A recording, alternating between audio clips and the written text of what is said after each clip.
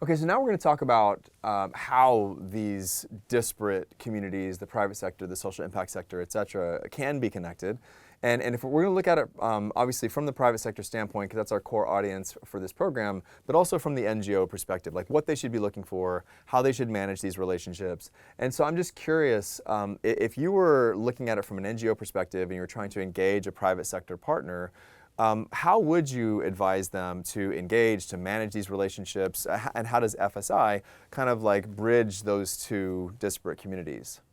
Right. So when it comes to managing both sides of the world in community connections, we've talked mostly about the private sector. So if we talk about the social sector, the NGOs, charities, or social enterprises also have to be ready to mobilize this group of working professionals. They could be mobilized as skills-based volunteers over a 3 months or 6 month period of time. They could organize a one-off workshop, an impactful workshop where they invite professionals to deliver an impactful session together.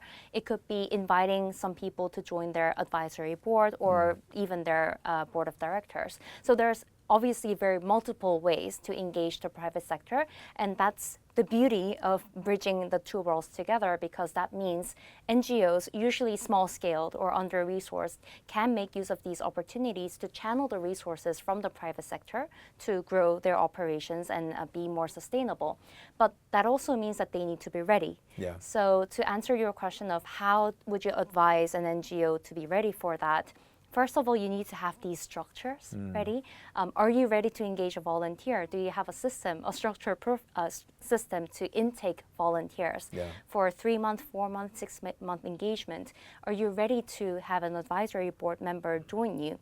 Because most of the time, thing that we learned from running community connections was NGOs who are prepared take more opportunity and advantage of these opportunities, and they're ready to do so if they have these programs set in place. Yeah, and I'd like to maybe just plug that a little bit, because after more than 10 years of working this myself, this is one of the big surprises with me. I thought a lot of it was going to be coaching the private sector organizations in terms of how to engage. And it often is the case that you have these under-resourced organizations. They feel like they're completely drowning every day in terms of the problems that they're trying to help with. And the reality is that they're often kind of averse to technology. They don't have people in place to enhance their internal systems. They don't know how to intake volunteers. I mean, they know how, but they don't have time to really figure out how to intake volunteers or to create systems for that. The analogy, I was speaking at a bank yesterday about this, and someone was asking, how could I get involved?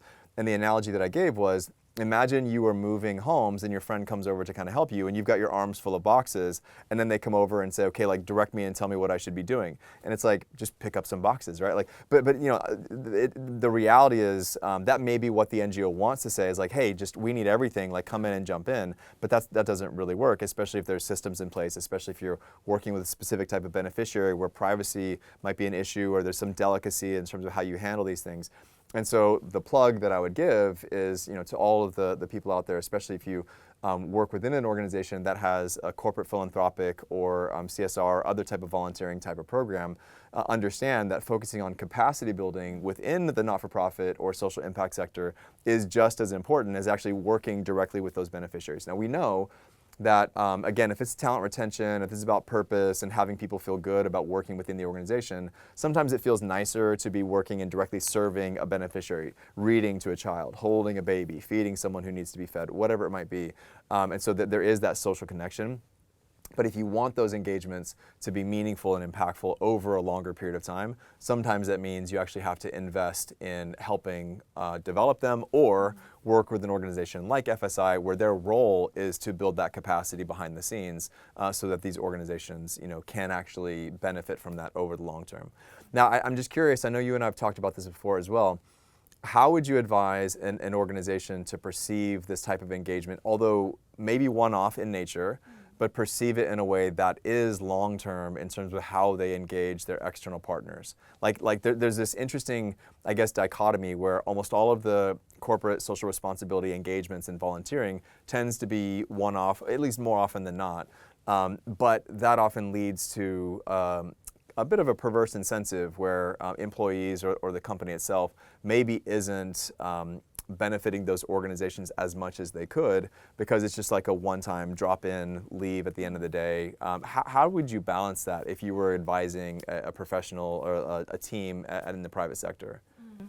I think that's when the concept of skills-based volunteering and promoting this concept of skills-based volunteering becomes really important.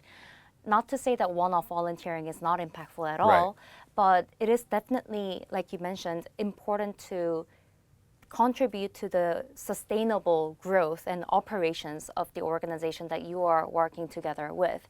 So I would urge both on the private sector as well as the NGO partners that we work with to come up with projects or programs that can involve skills-based volunteering. To give specific examples, it could be something like helping an NGO build their CRM system, or have their entire workflow better automated, so they're incorporating more technology and they can become more efficient.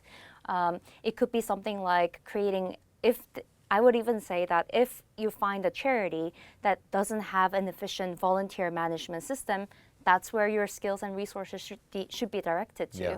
So I think having this mindset of instead of asking where are the easy one-off opportunities that I can jump in and out from, it's more important to think about what's the value of the organization that I want to contribute in. Yeah. Find those organizations who's trying hard, working every day to solve that societal problem, and go help out that organization to become more sustainable, to be more operationally efficient. Yeah. And then you're naturally contributing to solving the societal problem altogether instead of just a one-off engagement. Yeah, and I think that's great. And I would also kind of emphasize, so from a legal perspective, if I take on a pro bono client, even though they're not paying, even though they may be indigent or something, I have the same ethical and legal obligation to represent them to my full capacity as I would if I was working for a bank or a paying client.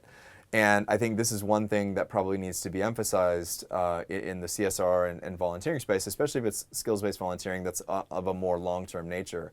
Of course, you're not going to necessarily treat them exactly the same way that you would a paying client, but I think it is worth pointing out and I guess reminding people that if we're really going to make these engagements and if we're really going to create a sustainable type of volunteering or social impact program from within an organization that then kind of focuses outward, I think it's important to note that if you make that commitment, you have to fulfill that obligation. You've got to make sure that your teams internally are doing what they have said that they're going to do. We've both seen this before, where organizations, they commit to something, they pull people together, but the natural incentives within the organization kind of pull them away, and they get too busy, and then eventually they drop off that engagement, and that can have very significant negative ramifications for the social impact organizations that they're serving.